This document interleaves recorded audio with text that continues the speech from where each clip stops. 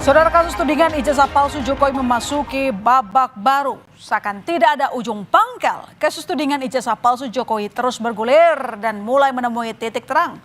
Polisi pun menaikkan status laporan pencemaran nama baik dan penghasutan serta penyebaran berita bohong terkait tudingan ijazah palsu Jokowi dari penyelidikan ke tingkat penyidikan. Artinya, polisi menemukan ada unsur pidana dalam laporan Jokowi soal pencemaran nama baik. Pertanyaannya, siapakah nama-nama yang ditetapkan polisi sebagai tersangka dalam kasus ini? Pada Jumat 11 Juli lalu, Polda Metro Jaya mengumumkan telah resmi menaikkan status perkara dugaan ijazah palsu Presiden ke-7 Republik Indonesia Joko Widodo ke tingkat penyidikan. Kabid Humas Polda Metro Jaya, Kombes Ade Ari Syam Indradi, bilang status penyidikan ditetapkan setelah penyidik menemukan adanya unsur pidana usai menggelar perkara pada Kamis lalu. Kombes Ade Ari menyebut dari 6 laporan terkait ijazah Jokowi, Polda Metro Jaya menaikkan 4 perkara ke tahap penyidikan. Salah satunya adalah kasus yang dilaporkan oleh Presiden ke-7 Republik Indonesia Joko Widodo terkait pencemaran nama baik dan fitnah. Selanjutnya polisi akan memeriksa pihak-pihak terkait dalam tahap penyidikan. Berdasarkan hasil gelar perkara tadi malam, maka terhadap laporan polisi yang pertama, pelapornya adalah Saudara Insinyur HJW. Dalam proses penyelidikan yang sudah dilakukan, dalam gelar perkara disimpulkan, ditemukan ya, hasil penyelidikan sudah ditemukan dugaan peristiwa pidana sehingga perkaranya ditingkatkan ke tahap penyidikan. Ya, nanti coba kami pastikan ya jadwalnya kapan. Tentunya saksi-saksi korban, saksi-saksi dari pihak korban, kemudian nanti ada dugaan terlapor dan lain sebagainya, saksi-saksi dari pihak terlapor itu juga nanti dilakukan pemeriksaan dalam tahap penyidikan. Sebelumnya, penasihat hukum Jokowi Yakub Hasibuan menyebut ada 5 nama yang dilaporkan ke Polda Metro Jaya terkait dugaan pencemaran nama baik berinisial RS, T, RS, ES, dan K. Diduga kelima orang ini merupakan Roy Suryo, Rismon Sianipar, T. Fauzia, Tia Suma, Egi Sujana, dan Kurnia Triroyani yang aktif mengkritik keaslian ijazah Jokowi. Meski polisi belum mengonfirmasi kepastian nama-nama yang dilaporkan Jokowi dalam kasus ini, namun Roy Suryo CS telah menjalani pemeriksaan klarifikasi di Polda Metro Jaya terkait kasus ijazah Jokowi pada tahap penyelidikan. Merespons naiknya kasus pencemaran nama baik soal ijazah Jokowi, Rismon Sianipar mengaku dirinya dan para terlapor sama sekali tidak gentar. Rismon percaya diri data yang disampaikan oleh timnya ke Barreskrim pada gelar perkara khusus sesuai fakta ilmiah. Rismon bilang, ia dan kawan-kawan akan melawan segala bentuk kriminalisasi terhadap dirinya dan tim yang terlapor. Senada, Roy Suryo juga mengaku tak gentar pada potensi menjadi tersangka pencemaran nama baik di kasus ijazah Jokowi. Ia bilang akan tetap setia mengedepankan kejujuran. Kami tidak gentar sama sekali ya untuk menghadapinya.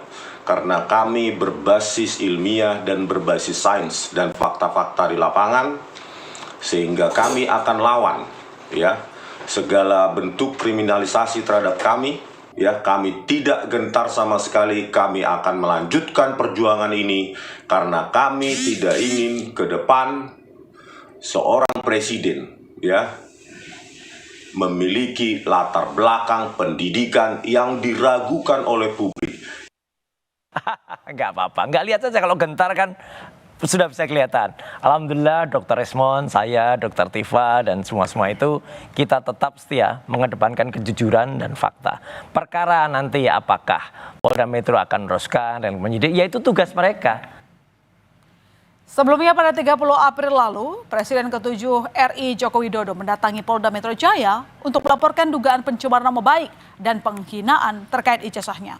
5 orang dilaporkan dalam kasus tersebut. Jokowi menyebut alasan melapor agar memberi pelajaran pada pihak yang dianggap telah memfitnahnya. Jokowi merasa tudingan ijazah palsu telah menghina dan merendahkan.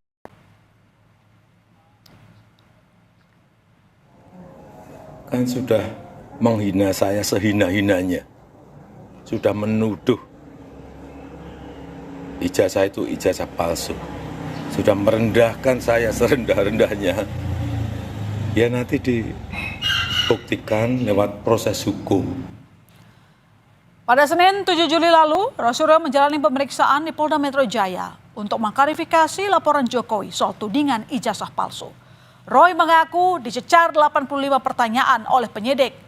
Tapi Roy bilang dia enggan menjawab pertanyaan penyidik yang menurutnya tak berkaitan dengan kasus. Roy juga mempertanyakan poin pelaporan soal dugaan dirinya menyebarkan berita bohong.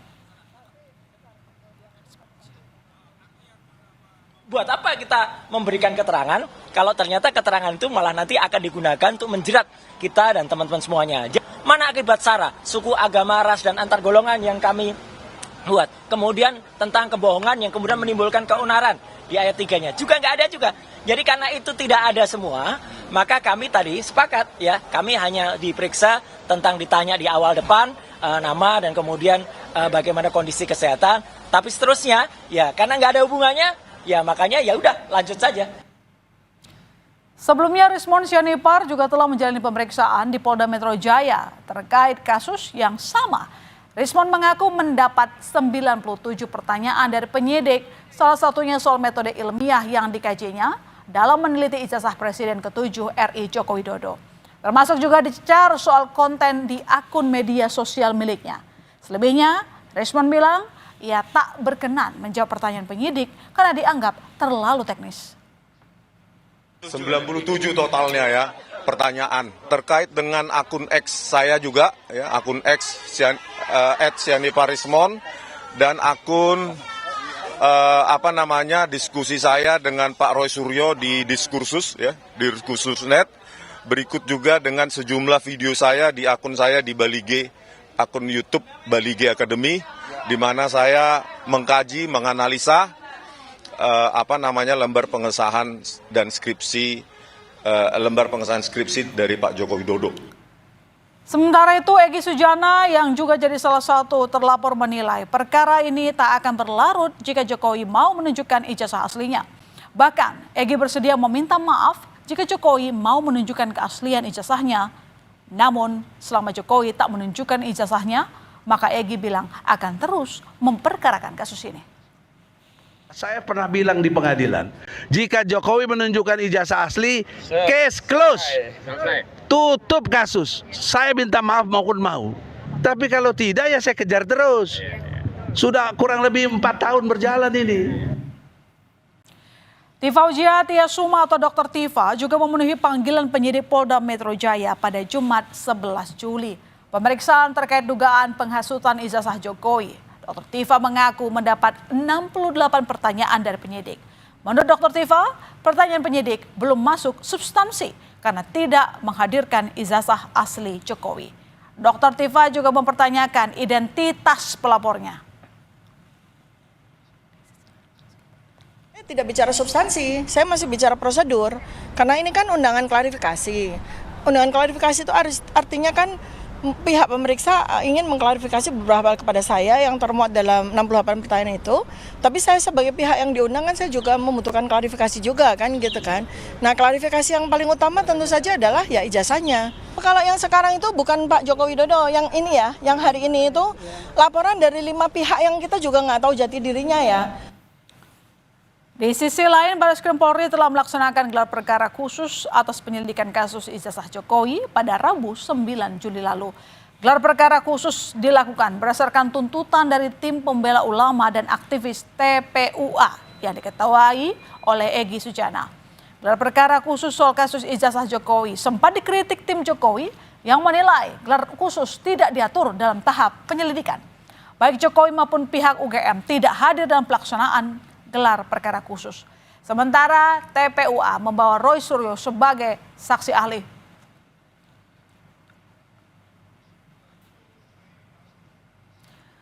Adu argumen soal ijazah Jokowi pun terjadi antara Roy Suryo dan penasihat hukum Jokowi Yakub Hasibuan.